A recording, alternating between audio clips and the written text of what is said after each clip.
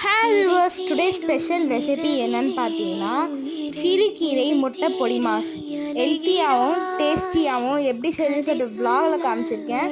நீங்களும் ட்ரை பண்ணி பார்த்துட்டு எப்படின்னு சொல்லிட்டு கமெண்ட்டில் சொல்லுங்கள்.